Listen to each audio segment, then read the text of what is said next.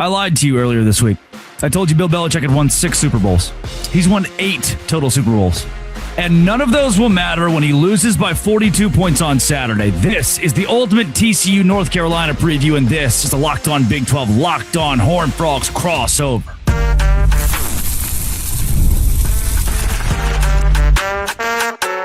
You are Locked On Big 12, your daily podcast on the Big 12 Conference. Part of the Locked On Podcast Network, your team every day. Happy Thursday, everybody. Welcome to a Locked On Big 12 Locked On Horned Frogs crossover. I'm Drake Toll from America's #1 Big 12 podcast, Locked On Big 12. And there's Darian Gray, covering all things TCU every single day for Locked On Horned Frogs. And we have everything you need to know about football being back on Saturday. We're like 48 hours away from the gridiron. TCU and North Carolina feel it. College football is back. We'll start with this weekend specifically. Then what do you need to know? Because you're probably a UCF fan listening. Maybe you love the West Virginia Mountaineers, the BYU Cougars. What do you need to know about TCU in 2026? And we'll end with, what was the fight where the guys were spitting on each other and then one dude went to the hospital and then one guy got kicked off the team? What was that? And is TCU okay in the wake of that controversy that honestly we kind of brushed over nationally pretty fast? Maybe that's a good thing for Sonny Dykes and the Frogs. If you hit subscribe, we get to keep our job. Darian, appreciate your time in a crossover this week and going into TCU Carolina this weekend. The first thing that I'd want to know, because I have no qualms, I have no worries. TCU minus 7.5, lock of the century for me. I'm probably overconfident. Temper my expectations. Should we expect a blowout in TCU on the winning side Saturday, no matter what? I expect the winning side. Okay. I can't quite predict the blowout. Maybe I'm just a little bit more risk averse. I'll be honest with you. I am a risk averse person, so I tend to kind of straddle the fence. But I think they win this game. When you're looking at both TCU and you're looking at North Carolina, you're looking at two teams that have so many new pieces. It's hard to gauge who North Carolina will be this year. It just genuinely is, because for all I know, Billy Edwards could find the magic that he never really got to find as long as with his health in his past stops. You're looking at a guy like Gordon Samus on the TCU side and Jaden Craig. That's a duo right there, quarterback, offensive coordinator, that's going to need to click. And this is a Power 4 opponent, so they're going to need to click quickly. These are all questions looking at both sides, but I've said it before and I'll say it again. TCU has so many question marks on their team, so many I don't knows on their team. But I feel extremely comfortable and confident in those question marks that they're going to come out with a positive outcome, whether that's Craig, Samus, Jeremy Payne at running back, Jordan Dwyer at wide receiver, Max Carroll at linebacker, right? Like, I think they have a lot of pieces that you want to see how they improve from last year or make the jump in subdivision. And I just am a believer. So I don't care if that makes me a homer or not. I believe in the Frogs this year. What you've seen across the way in breaking down North Carolina, Bill Belichick, the way they'll play without Stephen Belichick on the sideline, and the whole Michael McDonald there. Well, Michael McDonald is the lead singer of the Doobie Brothers. Sorry. But Michael Lombardi, the GM at North Carolina, with him not there, a lot of controversy in the last month for North Carolina.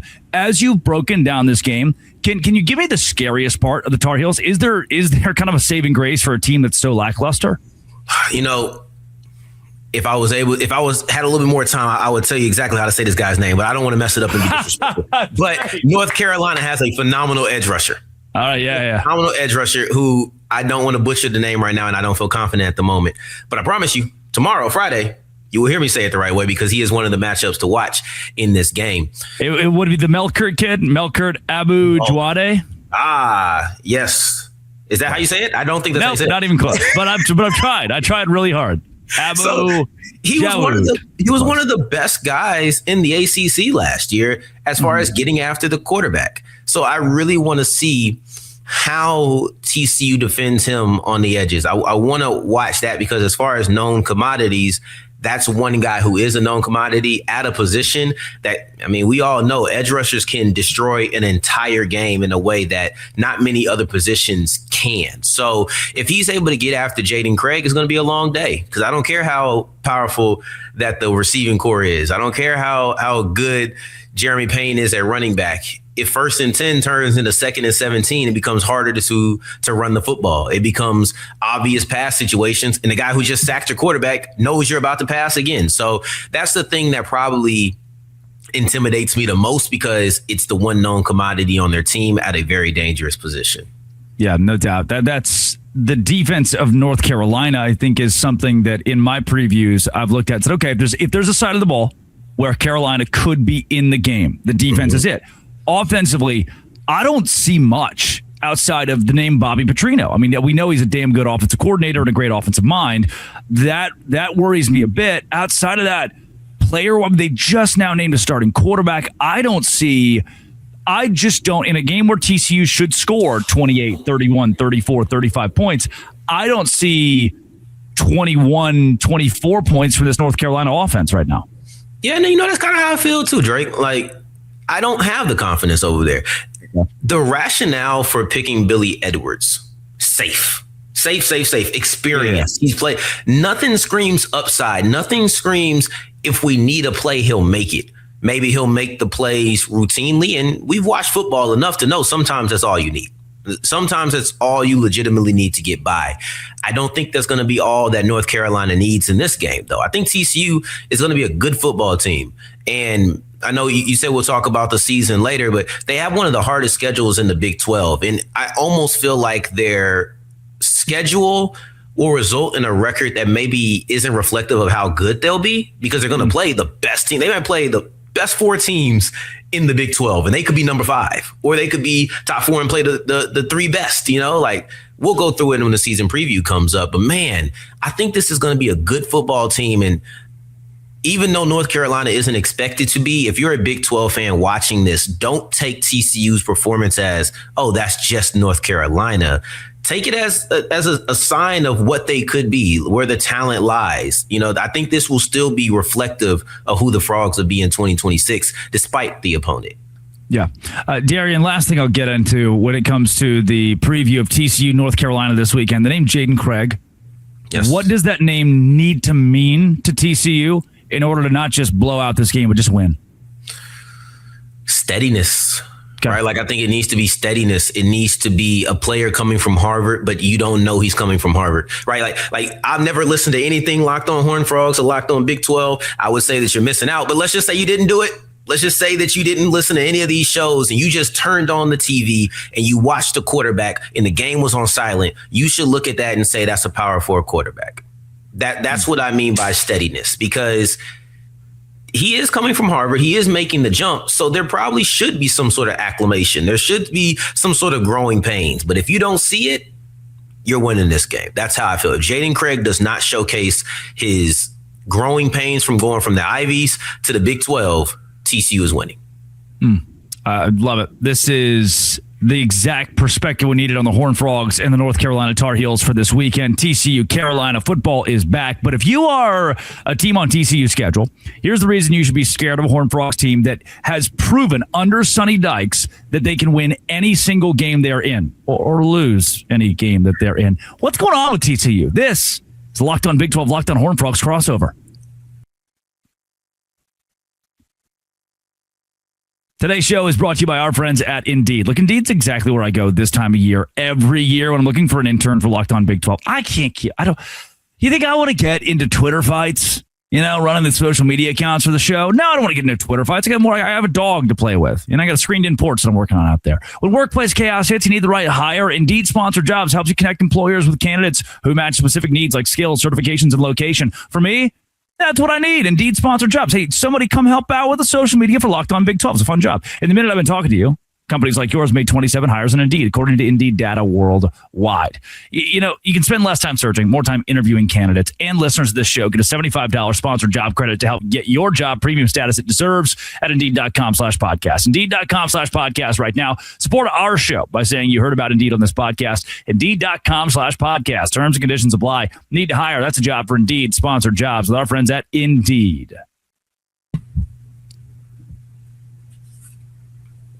He is Darian Gray of Locked On Horned Frogs. Drake Toll with you from Locked On Big 12. TCU in 2026. What is, and for me, if you were to ask me this question, what is the ceiling and what is the floor? It's a pretty big gap. I could see this year going two distinctly different ways, and I think there are the pieces on this roster for TCU to be Big 12 title caliber, to be Arlington caliber. There are the doomsday scenarios where TCU misses a bowl game. if I asked Darian Gray, as I'm doing now, ceiling and floor for TCU this year? Head on the nail, Drake. If everything goes well, that means Jaden Craig, who we just finished talking about, does transition and looks like, I did this recently. I thought it was really cool. If you take Jaden Craig's last year at Harvard, right? Let me find the exact stats so I can give you those numbers. Yeah, for sure. If you take you take his final year at Harvard, right? And you take it to 12 games instead of just 11 that he played there. He would end this season with 3,130 yards. That's averaging 260 per game. That's third in the conference. He would have 27 touchdowns, which would be top 5 in the conference. And he'd have 8 interceptions, which ranks decently in the conference, but also it's a huge gap. There's a bunch of players with 8 to 6 interceptions last year. If Jaden Craig is just who he was at Harvard, and now he comes to the TCU Horned Frogs and performs like that in the Big 12, he is one of the better quarterbacks in the entire conference. Now, that's a big if, that's a big ask, but that would also result in the absolute best case scenario. Worst case is he doesn't look like he did at Harvard. Instead, he looks like he's playing in the Big 12 and came from Harvard. Like that would be really bad. And now you have bad quarterback play. You look like a guy who wasn't ready for this level of competition. That's the best case and worst case scenario. And that worst case probably results in you hoping to get to a bowl game because you play BYU, you play Texas Tech, you play Arizona, you play Kansas State, you play Utah, right? Like you play a lot of teams. And I think UCF is actually a wild card in this conference as well. I'm super interested in what Barnett's able to do at quarterback. But you play the top 4 teams and you play Kansas State, who if Avery Johnson never puts it together, and I feel like we always project he'll put it together, right? I feel like we do that every year. But Kansas State could be a monster too. TCU has a ridiculous schedule. So if the quarterback play, if the what ifs around the team don't bring it together, it could get ugly because you play a lot of teams who could embarrass you. What is, and going down the season schedule for TCU, North Carolina, Grambling, Arkansas State, I foresee wins there in all 3 of those games. You're 3-0 going into the Big 12 slate. UCF on the road. Then you're right, BYU at home. DJ Lagway and Baylor, that's on the road. You get West Virginia, they're supposed to be well improved on both fronts, offensive, defensive lines. Kansas, I don't expect much, but I mean, shoot, dog. 3 years ago, they were pushing 10 wins. Arizona, Kansas State, Utah, Tech. Shoot, Arizona, Kansas State, Utah, Texas Tech to end the season. You're right. This thing's a gauntlet. Like, how do you, if you're the Frogs, and a lot of these might be coin flips, how do you make sure the coin always flips your way, and then you get to that Texas Tech game fighting for a spot in Arlington? Yeah, offensive line. I would say that's the way. It's going to be tough, but TCU switching over. I think I've mentioned his name a couple of times, but never really dove into what it means. But Gordon Samus is going to be the key here for that because. Coach Dykes talked about how you want to have a more physical team, right? You're going to have more tight ends on the field. And I think the tight ends will be a key positional room, but it's about how Samus is going to use them. I expect to see more 12, more 13 personnel. And you have players who are 6'6", 250, 6'6", 260, right? Like you have big tight ends who can obviously or hopefully block at that size, but they're also receiving threats. So now you can't just assume that when they put Lafayette Kaiue and Kamori and Pimpton onto the field together, they're going to run the football. If you do, you're going to cheat up and you have tight ends that can go over the top. That physicality and that deception with the physicality is going to have to be the thing. You're going to have to hope that in a conference where you see a lot of spreading it out, teams aren't ready for you to be as condensed and as physical. And if that is the case, then I think you can get by some of these coin flips because the truth is, I think BYU is going to be incredibly tough. And I'm not predicting a win there. But with a game like Utah, a game like Arizona, I actually think those are winnable games. I predict that they do beat Utah because Utah is going to have some really tough games coming into that matchup as well. Arizona, they're losing like their whole secondary. Utah lost their whole offensive line. Arizona lost their whole secondary. Right? There's some voids on these teams that can be gotten. So I'm looking at BYU. That's a tough one. But these other schools, they do feel like coin flips, and the physicality is what I think could make the difference. Yeah, the schedule's obviously tough. TCU, the offensive line is a great perspective. I want to go back to, this Jaden Craig deal. Because Jalen Raynor's coming in. You look across the conference, and there are question marks at quarterback, like a Rayner, like a Barnett you mentioned at UCF, Cutter Boley at Arizona State, Will Hammond at Texas Tech. I've got questions about a lot of these guys, and Craig is squarely in the middle of that. Of like, okay, can he compete at the Big 12 level? I foresee of the new guys like a Drew Messamaker being kind of, we're all kind of chasing that prototype. He's got this Tom Brady-esque, and it's simply from a build standpoint, and his coaching staff in the past is comparative to Tom Brady, pretty big comparison. For Jaden Craig, you said, hey, if he can just replicate the FCS level, he'll be high end of the Big 12. What is the ceiling for specifically Jaden Craig? Because I think he needs to be at an elite top tier level. He has to be at a top tier level for TCU to win the Big 12.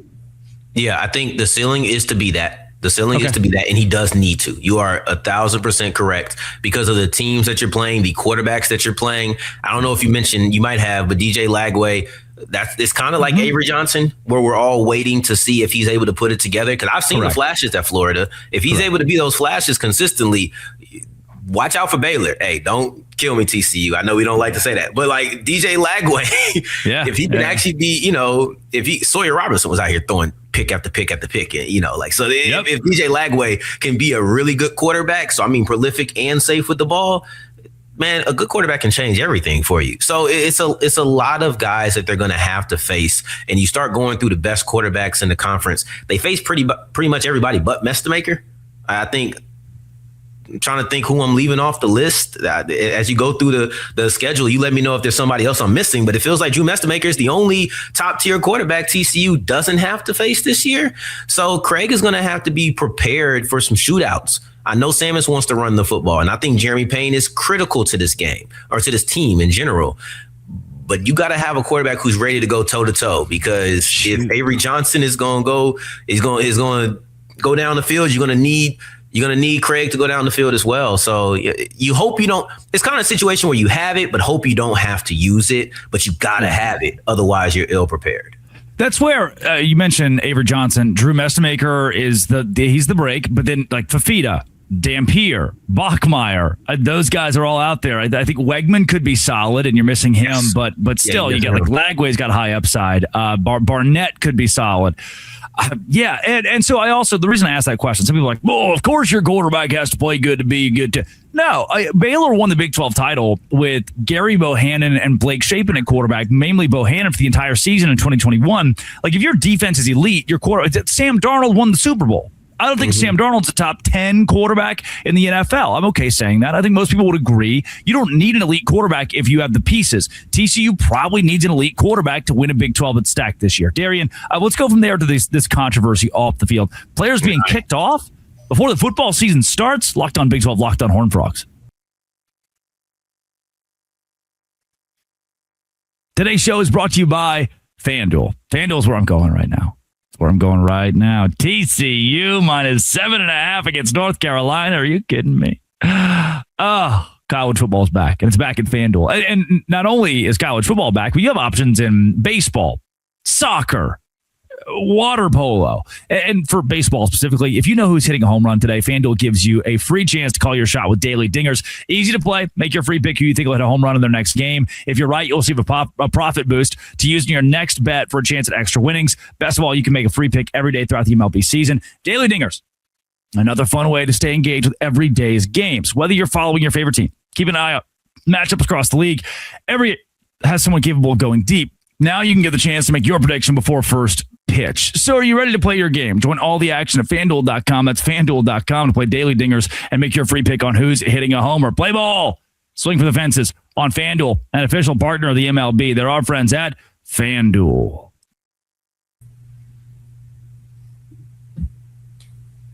Arian Gray of Locked on Horned Frogs. Okay. Two TCU players get into a fight in the locker room. I know I've read about this. There's history between the two. There's history of and people are now poking holes in culture for Sonny Dykes. Before we get into it, can you just explain to the world, like we're all 5 years old, what exactly happened and is happening at TCU with this? Yeah. Okay. This is good, right? Because there's a lot of false information out there now. And what we thought happened at first, what was reported at first, has been pretty much completely debunked. So I won't go into, I will address this. Okay. There is no spitting on players involved. There is no previous instances of bullying involved. And I said this before, and I'm glad you said the word culture, because some people have spoke about this. There was no cultural failure involved. I have said that on the show, but let's clear that up now directly. I've tried to say all of the things that made me lead to that statement. Didn't happen, but let's just be clear. I never felt like TCU had a bad culture. I did feel like they had a bad moment in that culture. It now appears to not have been the case. It just seems that Jacob Fields, who was the player who got kicked off the team, he wasn't having some good days of practice. And he was very frustrated with how practice was going for him. And he ended up attacking his teammate, Dozie Ezukama. And it led to Ezukama being in the hospital. And that was an extremely unfortunate situation. It's one that at first it was reported all those actions of bullying, but then it came out and people on field side said, yeah, that didn't happen. Once that happened, it's over now, right? Like, to me, once the side who throws allegations now retracts it, and the side who obviously, was the victim in the situation says this is what happens, I can only believe what the victim says now. Once the alleged aggressor says, yeah, we just had bad days, so I'm glad you asked that question. I'm glad that we were able to clear that up. TCU is going to have to maneuver through this scandal. It's not good. I don't necessarily think that the aftermath of it has been handled well either, to be honest, Drake. Yeah. So I'm hoping that once games start, we can move on, so the Fort Worth Star-Telegram apparently doesn't have credentials now. I don't know how long that'll last. I don't expect it'll last for a long time, but I don't think that them losing credentials looks good for TCU either. So I think we'll find a way to have those two sides come together and to be back at games. Yeah, I was always, Mark Comer's a name that comes to mind. Mark was long time, spent years, decades with TCU in their communications department. I always thought that Mark handled his business well, and he in a way ruled with an iron fist in the right way. Almost this kind of Gary Patterson. I've had conversations where Gary was like, look, I'm a nice guy, but at times you just gotta put your foot down. I thought Mark always had a really good, he was a great litmus test for how people covered TCU. He was fired a year and a half ago. I thought it was a really bad move for TCU. In the wake of his firing, now they've barred the Fort Worth Star-Telegram from their football games, covering the football games. That was massive news that came down the pipeline today. I saw it today, at least. Yeah. What's happening there? Why have they pushed out the Fort Worth Star-Telegram, one of the most reputable newspapers in the country? Yeah, the report is that the victim of the situation, Dozie Ezukama, has received threats, and they are pointing towards the Fort Worth Star-Telegram, who was the first people to break the news. My thing about that is Dozie wasn't actually named until Dozie came out. That's my thing. Gotcha. Yes, you have rumors out there about who it could be, but the Fort Worth Star-Telegram, to my knowledge, at least, did not say that Dozie Ezukama was the victim. They just said it was a teammate. Where the leak came from, I don't know, but I didn't see it in that newspaper. But that is the reason that TCU is banning their credentials. I think once they realize that, maybe once they see, hey, we didn't, or not we, because I'm not a part of them, but the Fort Worth Star-Telegram didn't put out Dozie's name, I'm hoping that everything gets fixed. But man, that's one of the biggest and most reputable sources covering the team, and one of the more easily accessible sources covering the team for people who want to know all about what's going on at TCU on a day-to-day, weekly basis. They go to the Star-Telegram a lot of times. So, this is something I think needs to be fixed, needs to be addressed, and we'll see what happens. But like I said, I think I talked about this. Sometimes when you have controversy, it ends up bonding people together. You end up just saying it's us against everybody. Yeah. But when you have the us against everybody approach, you got to be careful to not just isolate people who were never against you. And like, I don't want them to come together and say, hey, we're going to keep everything in house and kick out somebody who really, I think, has been beneficial for TCU as overall. Yeah. The journalists. I mean, that's what they're supposed to report. That's what they do. The watchdog, where you're barring one of the people that are doing their jobs to make sure that people are in the know and doing it what it sounds like appropriately by not naming names of victims. And if the victim is the one who came public, is like, hey, that was me. That's not on the Fort Worth Star-Telegram. And I think you're spot on. Hopefully TCU does what we both perceive to be the right thing and amends this in the coming days. Darian Gray, Locked On Horned Frogs, joining Locked On Big 12 for a crossover today. And Darian, the culture side, we talked about that a little bit in there. Mm-hmm. What is kind of how has the culture evolved under Sonny Dykes? Because that is what has taken so many shots, so much fire here. What is the culture at TCU right now? I think it's family. And I know that seems like a strange thing to say after you have a fight that leads to somebody going to the hospital. But, anybody who has a larger family knows that family fights sometime, like that does happen. And I said this before, if he doesn't go to the hospital, we probably don't hear about this. Just to be honest, I feel like fights happen not every day or every week or every year even, but they happen enough and we never hear about them for a reason, but I've seen it in recruiting. I hear how people talk about it. College football feels like such a business right now. I don't have to tell you that. I know Drake. But college football feels like such a business. And when I look at TCU, it doesn't necessarily strike me as a business. It strikes me as family. It strikes me as we want to bring you here for good. When Coach Dykes talks about developing players and how they approach high school recruiting and everything, it legitimately sounds like 3-year plans, 4-year plans, and in a day and age where it feels like the solution for everything is throw money, and that's not a shot at Texas Tech unless, y'all want it to be, but it's really not. It's really a indictment of everything around college football. But when the solution seems to be throw money at everything, TCU is not doing that. TCU is legitimately saying, look, this is our budget. We're not about to expand and try to throw every dollar in the Metroplex at somebody, but we're going to grab kids, we're going to develop, and we're going to love them until they are who we think they can be. And hopefully after that, we're able to keep them. So I think this is a real family culture. And when it works, man, it works. And I hope that it continues to work for TCU's sake. Yep. Last thing I got for you, Darian. How safe is Sonny Dykes this year? Oh, safe. I'm talking about ball still in the outfield, and I'm approaching home plate. Good. Safe. Yep. He just got an extension. And for everything that I've ever said about Dykes, everything I've ever said about his security as a coach, I think it changes once you get an extension. Because we can talk about what is good enough and everything. And I think Sonny put himself in an interesting position last year when he said what success or what failure would look like. And then unfortunately it looked like that. So I think that changes how you have to view the 2025 season.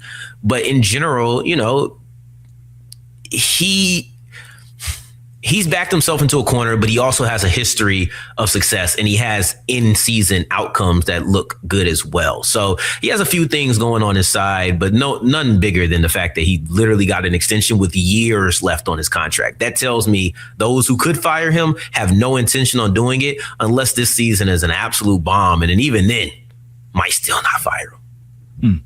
He is Darian Gray. Darian, how can folks best follow your coverage of TCU? You can find me on Twitter at South Exclusives. You can check out Locked On Horned Frogs wherever you get your podcast on the YouTube side if you want to see my face. Or you can do it on the on the audio side if you just want to hear my voice. Because, some people say I have a face for radio, as they say. He looks good while he does. He looks good while he does it. He's Darian Gray, Locked On Horned Frogs. This has been and always will be Locked On. Thanks for making our shows your first listen every single day. A crossover with Horned Frogs and Dose Grande.